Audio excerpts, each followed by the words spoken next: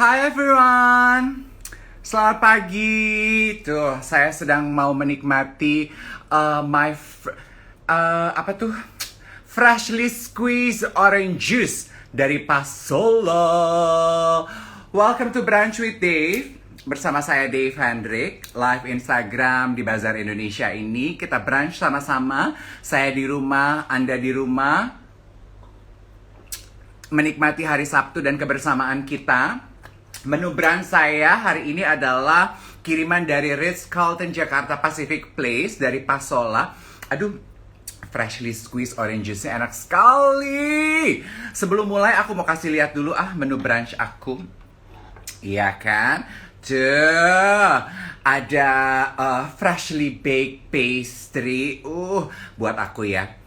My simple luxury in life adalah bisa menikmati bakery yang baru dipanggang gitu, terus aroma butternya masih kecium dan masih hangat, ya kan? Aduh, itu tuh kenikmatan hidup yang paling hakiki. Lalu, aduh, brunchnya heboh banget. Saya punya bacon, omelette, sausages. Karena Pasola ini rupanya saat ini di era pandemi ini juga melayani personal catering ke rumah ya. Buat teman-teman yang ingin menikmati menu-menu Pasola di rumah, mereka akan hantarkan dan juga siapkan khusus. Jadi bisa dinikmati di rumah. Nggak cuman itu, American breakfast, lalu ini dia. Ini adalah salmon teriyaki. Banyak banget ya. Kayaknya aku bisa bagi 2 deh sampai ke dinner ya. Ada yang suka salmon nggak? Didit, tamu kita hari ini yang akan kita undang untuk membahas mengenai dari fashion professional ke fashion entrepreneur juga sudah mendapatkan kiriman menu brunch yang sama dari Pasola Ritz-Carlton Jakarta Pacific Place, ya.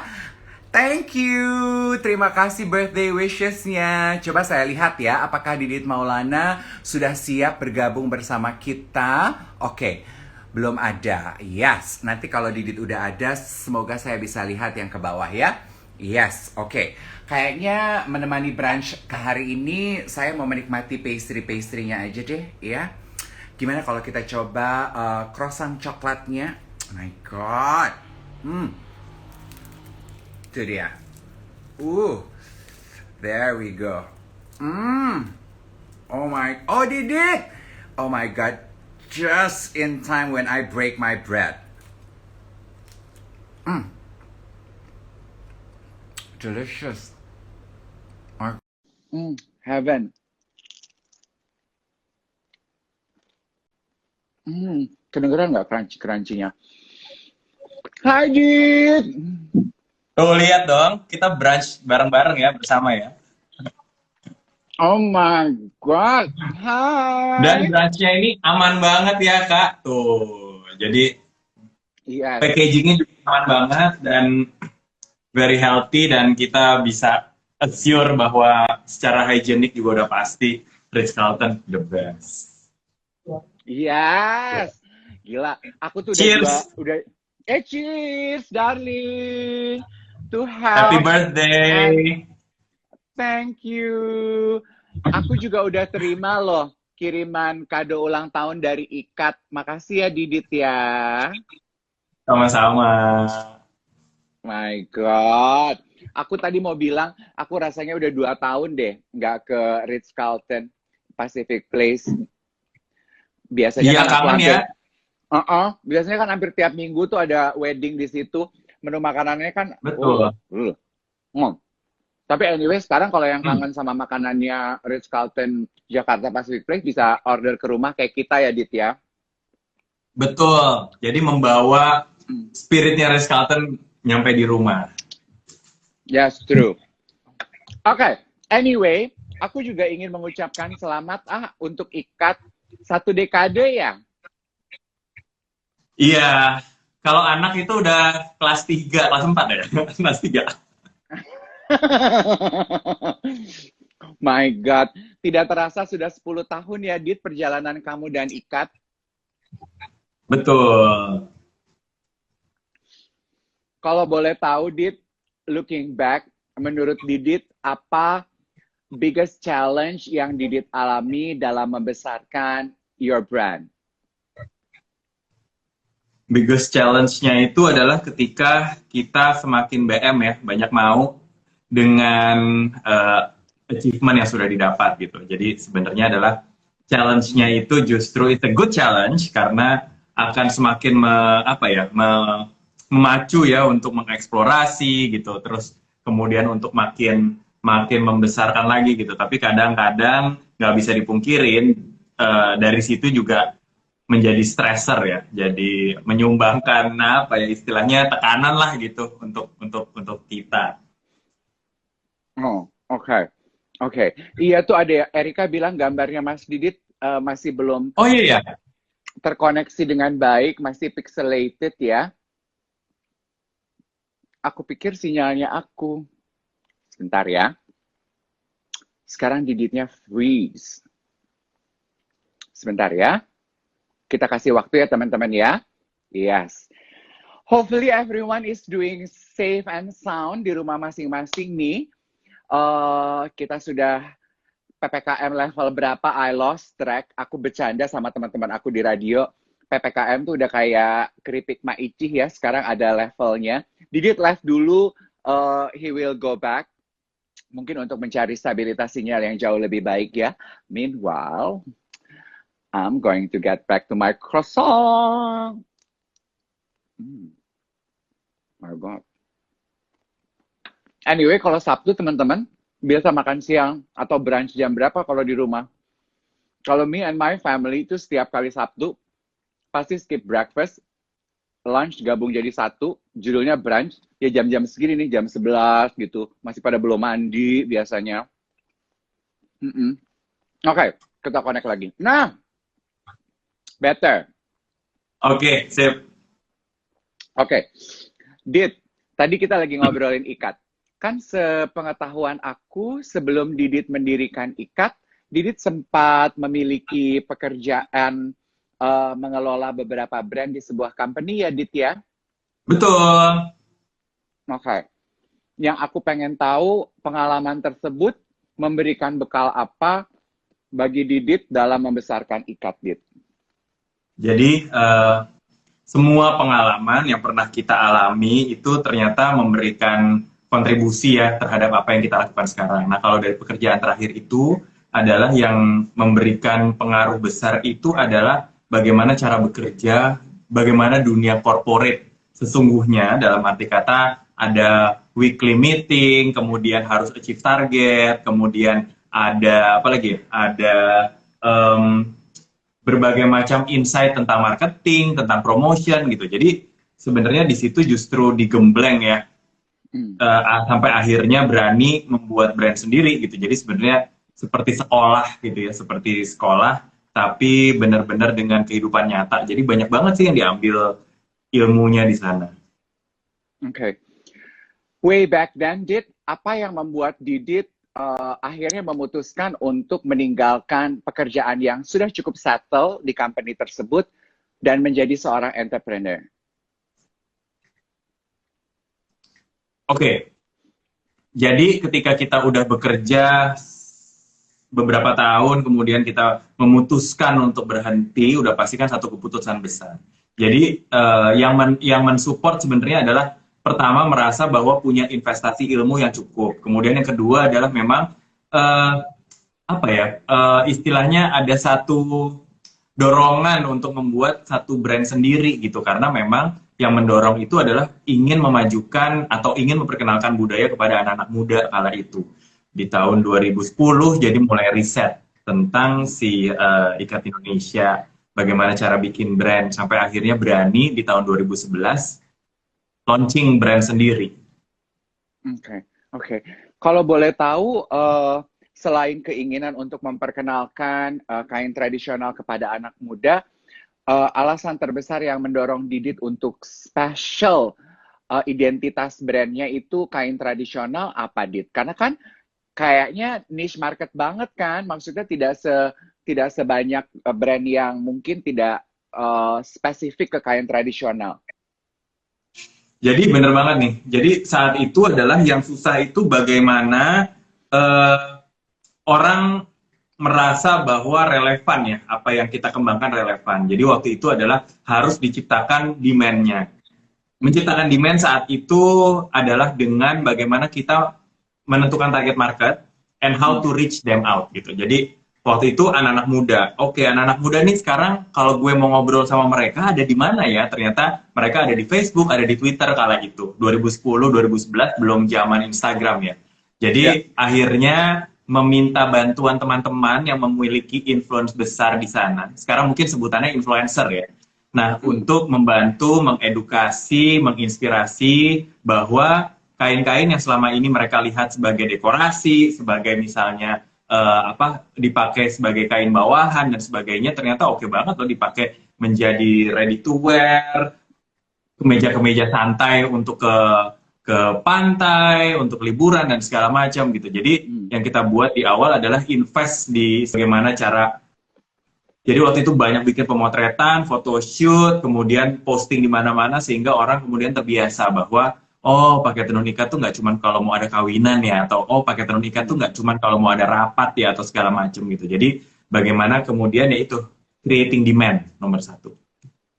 Oke, creating demand dulu sebelum akhirnya marketing. Maksudnya creating demand adalah salah satu jenis marketing tools yang Didit persiapkan untuk ikat begitu ya, Dit ya? Betul, salah satu base-nya dulu. Oke. Bicara mengenai produknya, triknya apa sih, Dit, untuk membuat kain ikat ini, kain tradisional, untuk bisa tetap relatable nih untuk pasar zaman sekarang ini nih yang serba modern? Pertama adalah kita harus bisa memiliki kepekaan membaca tren. Dan kemudian bagaimana kita mau relevan di sana. Jadi itu yang pertama. Kemudian yang kedua adalah konsisten ya. Jadi kalau misalnya kita lihat tahun pertama, tahun kedua ikat, kalau nggak tahan mental sebenarnya pengen gulung tikar. Karena it's not easy ya untuk memasarkan sesuatu yang orang belum tahu gitu. Nah, jadi waktu itu akhirnya kita edukasi market, kemudian bagaimana relevan. Zaman itu yang laku adalah shift dress, dress-dress yang gampang dipakai, kemudian kemeja-kemeja. Saat itu juga dibantu oleh teman-teman, ada Nicholas Saputra, dia kemana-mana pakai, kemudian menjadi inspirasi, dan itu sangat membantu ya gitu. Gimana nggak pernah kebayang tenun ikat jadi kardigan, kemudian tenun ikat kemudian bisa jadi kemeja, kemudian bisa jadi celana gitu. Dan banyak sekali juga akhirnya karena orang sering lihat, akhirnya mereka jadi terbiasa ya gitu. Jadi ya itu sih maksudnya kuncinya salah satunya demikian. Oke. 10 tahun perjalanan ikat as a brand and yourself as a designer, menurut Didit perubahan terbesar apa yang Didit lihat dan Didit rasakan dalam perkembangan brand ini, Dit, saat ini? Perubahannya yang paling besar adalah semakin tertata ya, semakin rapi. Kemudian perubahannya juga sekarang semakin spesifik. Nah, jadi sekarang under Ikat Indonesia kita sudah ada 4 ya, ada 4 line, ada Ikat Indonesia Ready to Wear. Kemudian kalau teman-teman sering lihat aku ada project wedding dan segala macam, itu masuknya ke Swarna. Swarna itu premium labelnya. Kemudian setelah itu aku juga punya label untuk seragam namanya Sarupa. Yang bikin seragam kemarin sampai heboh adalah kita bikin tenun 45.000 meter, mengabsorb 3.000 orang pengrajin untuk bikin seragam untuk 80.000 set gitu. Kemudian habis itu yang terakhir kemarin ketika ulang tahun ke-10 ini kita launching brand baru namanya Gria. Nah, Gria itu adalah lebih ke home decor gitu. Jadi ada sekarang kita punya scented candles, ada tea set juga gitu yang bisa menemani kalau Kak Dev mau kayak gitu. Ngeteh-ngeteh cantik gitu ya. Oh, interesting. Oke. Kalau boleh jujur-jujuran sama penontonnya Brunch with Dev dan penontonnya Bazat, out of all lini usaha ikat tersebut, mana yang paling mendatangkan big bucks? Oke, lucunya adalah masing-masing punya periodenya sendiri-sendiri.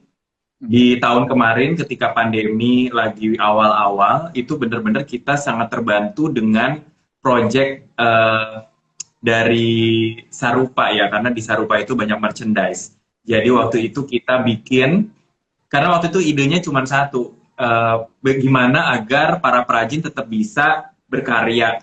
Akhirnya waktu itu berdoa, selalu itu jawaban dari doa ya Kak Dev, gitu. Jadi setelah berdoa kemudian dapat inspirasi untuk bikin si New Normal Essentials. Jadi ada satu pocket gitu, isinya ada hand sanitizer, kemudian ada face mask, dan ada beberapa pernik-pernik lainnya. Nah itu kemudian kita pasarkan tahun lalu, dan di luar dugaan ternyata itu yang mendatangkan profit ya untuk membantu IKAT. Akhirnya sekarang tuh pokoknya within 6 bulan itu menjual 18.000 set.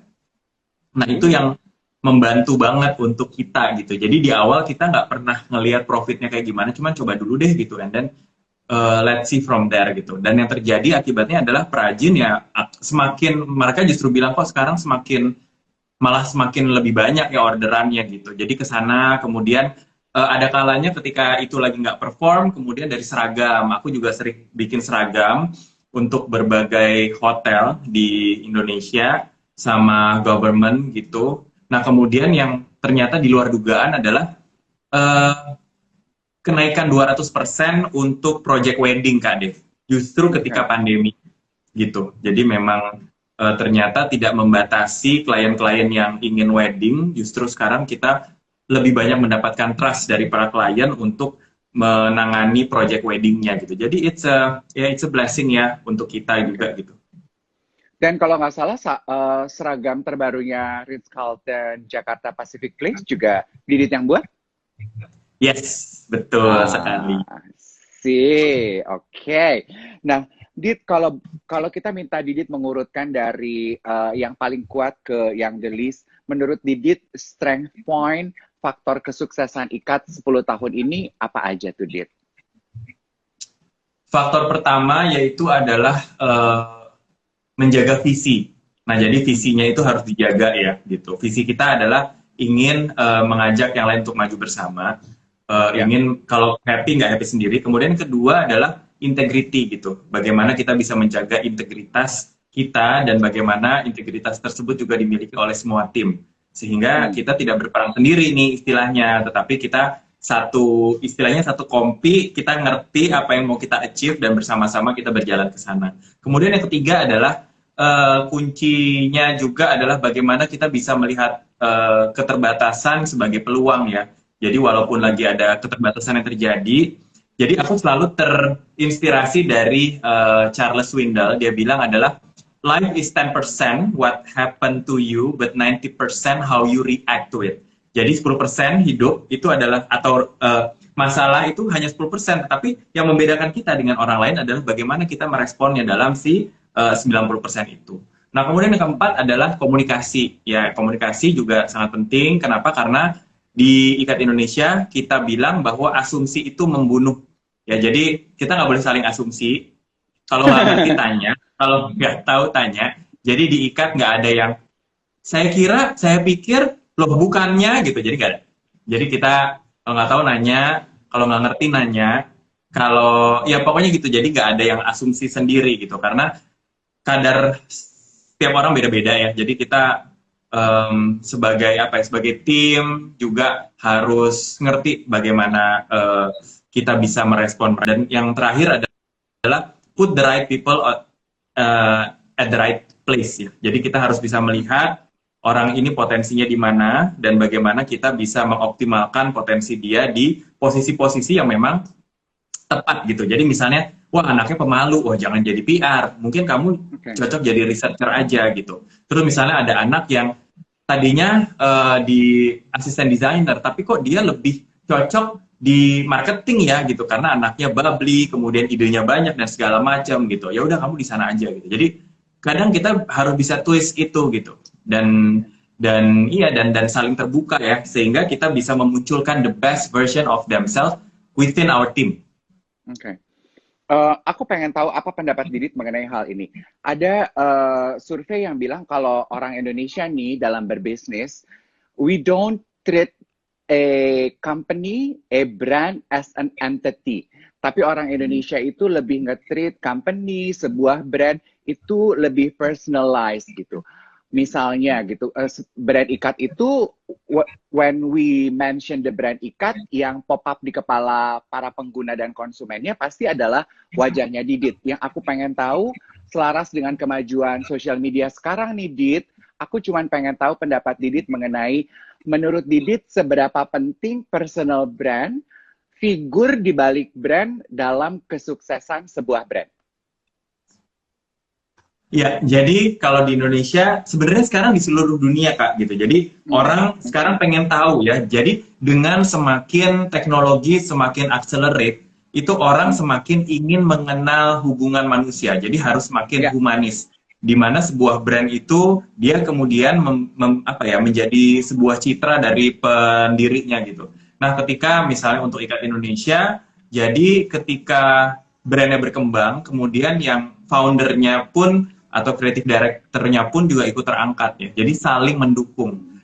Di mana nanti di oke. depan adalah koneksi dari brand akan menjadi koneksi dari si founder dan koneksi founder sudah pasti akan mensupport si brand tersebut. Jadi nggak akan bisa terlepaskan selama memang masih ada di sana dan menurutku itu bagus sekali ya karena kemudian itulah yang akan memberikan ruh atau jiwa pada brand sehingga nggak kaku dan brandnya punya nyawa dan brandnya uh, akhirnya itulah yang memiliki keunikan tersendiri sehingga sekarang within so many brand yang ada gitu brand-brand kemudian yang memiliki keunikan kemudian yang foundernya memiliki satu karakter yang selaras dengan brandnya itu yang nanti akan bisa terus bertahan. Okay.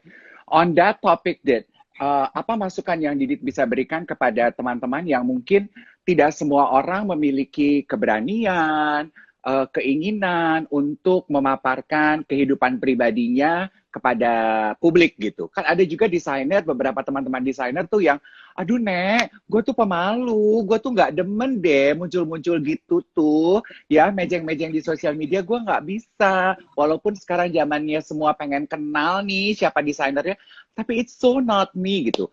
Apa komentar Didit mengenai hal itu, Dit?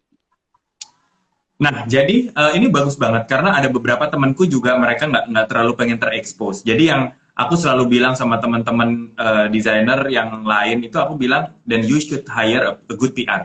Jadi Oke, nanti biar PR-nya nanti yang akan bisa menyusun kata-kata untuk brandnya gitu ya. Jadi memang kita nggak usah expose si desainer, tetapi nanti biarkan brandnya yang berbicara. Jadi brandnya harus bisa mewakili sisi humanis apa yang ingin di capture sehingga kemudian orang akan men-treat brand tersebut sebagai kawan dan oke, ini yang akan membuat dia jadi sustainable gitu. oke. Good insight. Sekarang mengenai fashion entrepreneur, Didit juga belakangan sangat suka memberikan ilmu pembinaan kepada rekan-rekan UMKM di Indonesia, begitu ya Dit ya? Yes, betul. Oke, yang mendorong hal ini dulu deh, apa Dit? Why do you do that? Jadi awalnya dari iseng-iseng. Sebenarnya kalau untuk workshop untuk teman-teman UMKM itu udah dimulai 3 tahun lalu ya. Jadi kita memang udah melakukan workshop itu. Nah, tetapi karena pandemi akhirnya sharingnya iseng-iseng waktu itu lewat IG Live. Nah, kemudian ada beberapa teman-teman bilang ini kayaknya oke deh kalau misalnya dijadiin sebagai satu kelas. Lu bikin kelas dong gitu. Akhirnya kita coba bikin kelas tahun lalu ya di awal April ya pertengahan April kita bikin kelasnya dan ternyata insight-nya kepake banget dan gak cuman buat teman-teman yang punya bisnis fashion tetapi yang lain-lain juga gitu karena ternyata ilmu entrepreneur itu memang aplikatif ya untuk semua semua line gitu. Nah, akhirnya mulai dari tahun lalu sampai sekarang ya kita lulusannya juga sudah banyak dan di luar dugaan juga. Jadi happy sekali dan melihat mereka bertransformasi itu buat aku blessing ya. Oke. Untuk teman-teman yang mungkin ketinggalan informasinya, kalau teman-teman UMKM ingin ikut serta di kelas pembinaan tersebut, gimana sih cara ikutannya, Dit? Oke, nah jadi teman-teman yang mau ikut aku bikin kelas namanya JGBB. Jadi gini belajar bersama. Nah, kelasnya ini sekarang via Zoom dan informasinya itu akan ada di Instagramnya @diditmaulana. Biasanya aku bikin sebulan sekali tuh untuk program berbagi ilmu itu gitu. Dan kelasnya bisa diikuti oleh teman-teman. Biasanya waktunya adalah kurang lebih 2 jam. Oke. Oke. Tadi kan Didit bilang entrepreneurship itu kan applicable tidak hanya dalam dunia fashion. Aku pengen tahu dong sedikit aja, Dit. Apa Boleh. biasanya apa ya ilmu-ilmu entrepreneurship yang Didit berikan kepada teman-teman UMKM untuk to get them started, starter pack-nya deh gitu. Oke. Yang pertama adalah knowing your why. Kenapa kamu bikin brand tersebut? Ya, jadi kita harus bertanya lagi, kenapa sih misalnya ikat? Kenapa sih lo mau bikin ikat? Oh, karena gini-gini. Kemudian setelah kita mengetahui why-nya, si why ini akan menjadi titik berangkat untuk kita bisa sampai ke tujuan. Jadi aku selalu menganalogikan adalah brand kita itu ibarat mobil. Nah, si passion atau semangat ini atau visi ini akan menjadi bahan bakarnya yang akan mengantarkan kita atau brand itu sampai ke tujuan atau ke visinya gitu. Nah, along the way nanti sambil membuat. Jadi ketika kita sudah mengetahui purpose kenapa bikin brand, kita akan memulai riset. Riset apa? Riset target market. Kemudian riset tentang bagaimana brand positioning. Ini mau di taruh di mana nih pricingnya. Kemudian adalah kita setelah itu adalah eksplorasi produk. Produk seperti apa yang ingin kita buat. Nah, setelah itu kita akan masuk ke bagaimana how to promote them. Jadi promosinya bagaimana nih gitu untuk berpromosi. Jadi aku juga ngajarin bagaimana membuat konten marketing yang menarik, bagaimana rahasianya, bagaimana sharingnya gitu ya. Kemudian juga setelah itu adalah bagaimana tempat kita berjualan ya. Menjualnya di mana, kemudian apakah digital, apakah online atau offline gitu. Dan yang terakhir adalah how to evaluate ya. Kadang kita bikin aja, produknya di like-nya udah happy banget, tapi nggak ada yang beli. So what's the point gitu? Karena if it's good, then it should be harus terlihat dalam angka gitu. Yeah. Exactly. Jadi misalnya aku jualan lilin, asik nih yang like banyak, ada yang beli nggak? Enggak gitu. Berarti ada sesuatu yang salah. Nah, di situ aku ajarin, evaluasi yuk, apakah cara promosinya salah, atau harganya kemahalan, atau kurang jelas captionnya gitu. Jadi semuanya kita bedah di sana. Makanya belajar bersama, karena banyak sekali insight-insight yang datang dari teman-teman yang lain juga gitu. Oke. Tadi kan Didit bilang yang pertama adalah you have to know your why. Apakah the why itu bisa evolve along the way, Dit? Of course. Jadi, yang menariknya adalah perkembangan brand itu akan mengikuti perkembangan orang yang bikin.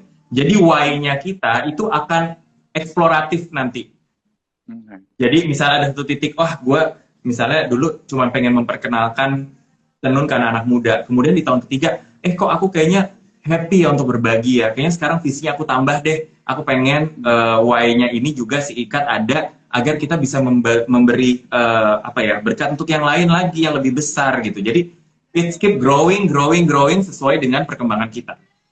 Oke.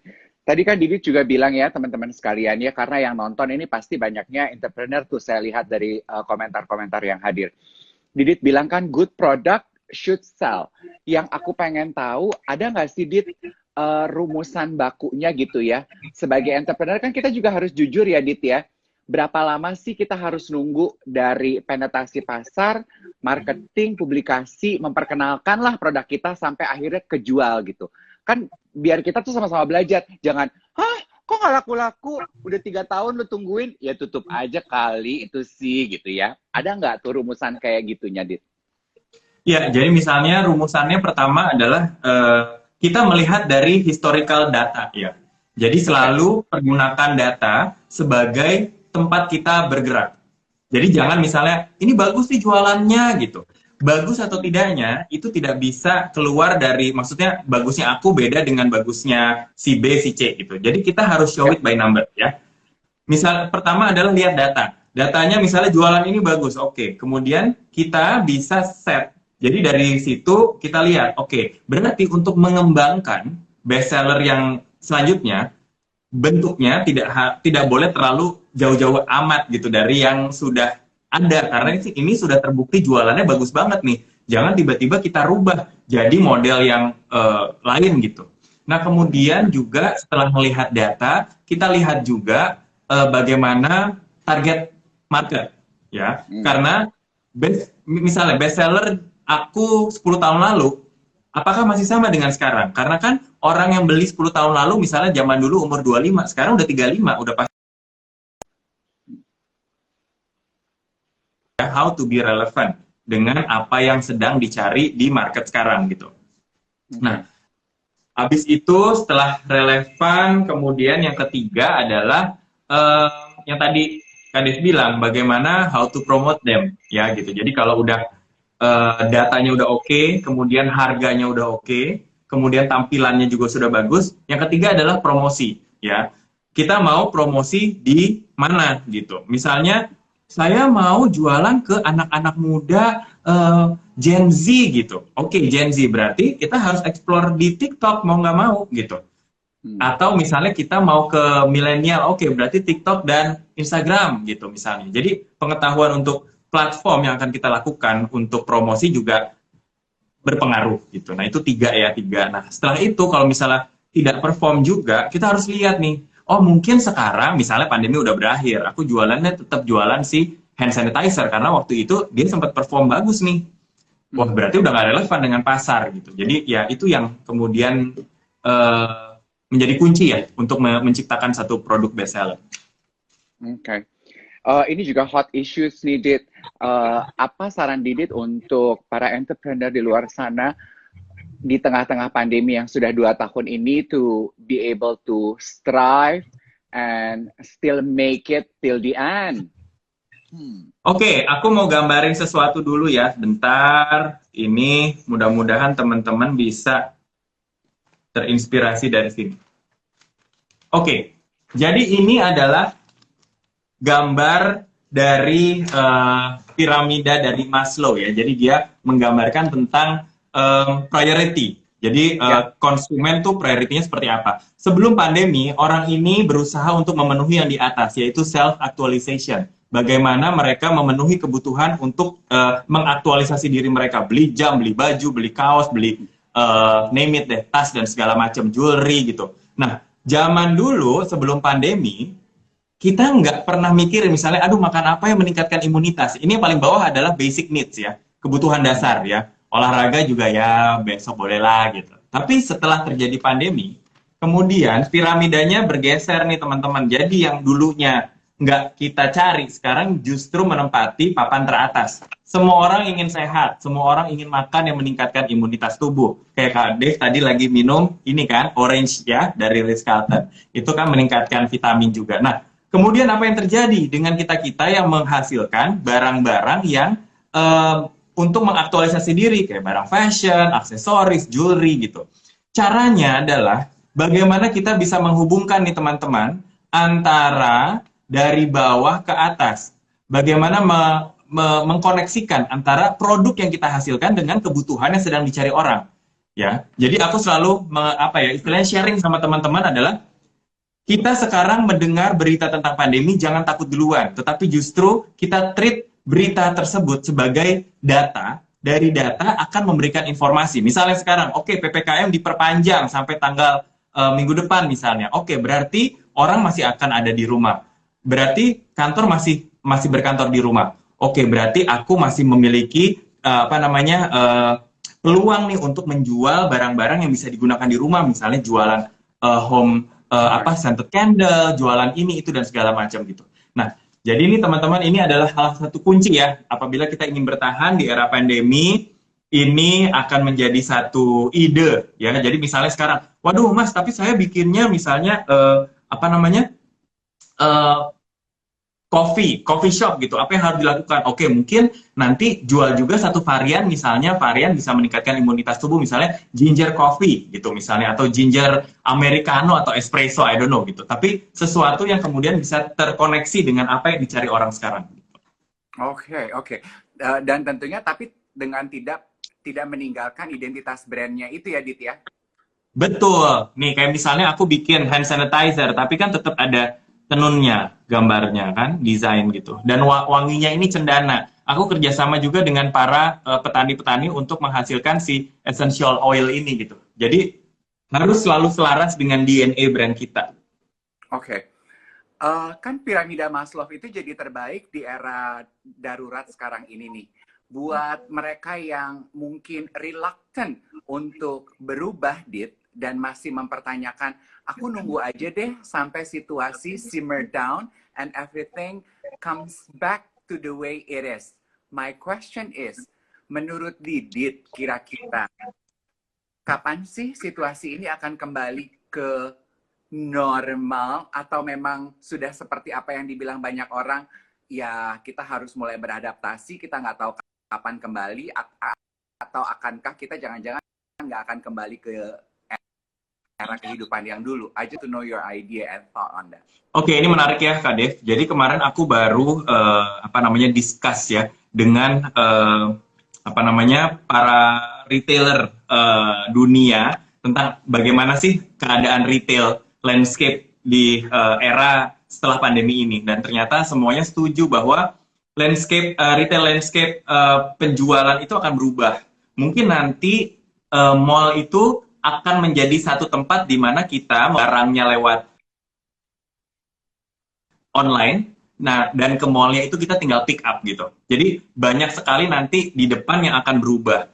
Nah, kalau misalnya masih ada yang mempertanyakan atau menunda strateginya menunggu ini kapan berakhir, kalau menurut aku adalah lebih baik kita sekarang lakukan apa yang bisa dilakukan dan kita adaptif terhadap keadaan karena we never know ini kapan bisa berakhir. Nah, jadi di era yang serba tidak pasti, kita harus memikirkan sesuatu yang pasti, yang tangible, yang bisa kita raih ya. Kenapa? Karena kita punya visi agar bisa tercapai gitu. Jadi memang kalau aku bilang sekarang bukan eranya untuk menunggu, tetapi eranya bagaimana kita bisa mengambil peluang dari apa yang ada.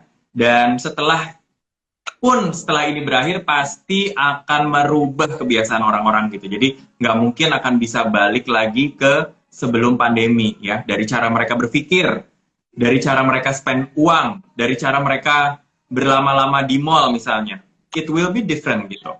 Jadi daripada kita menunggu, lebih baik sekarang kita adaptasi, we ride the wave, kita lihat gimana gitu ya arah ombaknya dan sambil kita mastering apa yang sekarang gitu karena ini kan semuanya apa ya ilmu ya untuk kita gitu. Jadi daripada menunggu, lebih baik kita pelan-pelan kita coba adaptasi, kita bikin produk baru atau cara marketing baru atau strategi baru agar bisa survive. Okay, good one. Terakhir, Dit, on a personal level, apa yang Dit berubah dalam diri dan kehidupan Didit di era pandemi ini, Dit? Zaman dulu itu selalu bilang nggak punya waktu. Kalau sekarang aku punya semua waktu gitu. Jadi sebenarnya adalah kemarin-kemarin tuh hidup dengan penuh banyak alasan ya. Sepertinya memang sebenarnya prioritas itu adalah kita sendiri yang atur gitu. Jadi ya sekarang lebih punya banyak waktu untuk diri sendiri, jadi lebih ngerti diri sendiri maunya apa gitu. Kalau sebelum pandemi sering burn out, kalau sekarang kalau misalnya udah mau burn out, aku tahu harus ngapain, I know myself gitu dan sekarang kayak lebih apa ya? Istilahnya lebih aware aja dengan diri sendiri gitu. Dan ya yang pasti lebih apa ya? Justru lebih sibuk sekarang dibanding sebelum pandemi. Good one. Produktif itu bagus ya supaya kita nggak bengong dan mental kita tetap sane. Bener nggak, Dit? Betul. Iya. Teman, saya memang lihat banyak sekali dan teman-teman yang masuk di kolom komentar mengenai pembinaan yang Didit berikan. Maaf kalau tidak semua Anda bisa terjawab di Brunch with Dave kali ini. Kalau teman-teman ingin dive deeper, mungkin teman-teman harus ikut kelasnya Didit ya, Dit ya. Jadi puas gitu kan, menggali ilmunya Didit ya toh. Ini teaser ya, ini teaser aja gitu kan. Oke, Dit, I'm going to leave you to enjoy your brunch. tapi something I've been meaning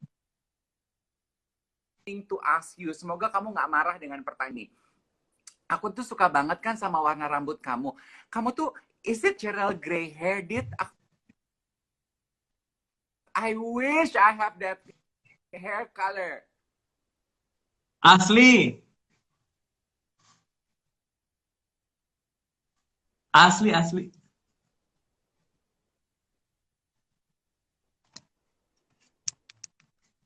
Asli Oh ya? tuh, lihat. Oh my God. Kamu kayak George Clooney loh. Asli. Jadi memang memang gitu Ih, deh. Mary aku, Re. Ya ampun. Silver are in.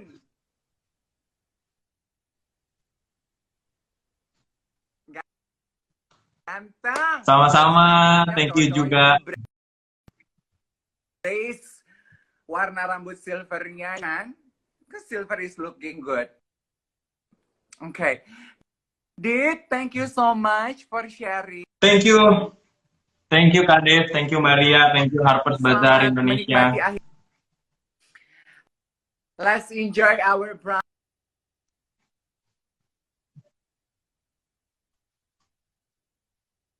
Hopefully we'll Bye. talk soon in a much better situation ya, Dit ya.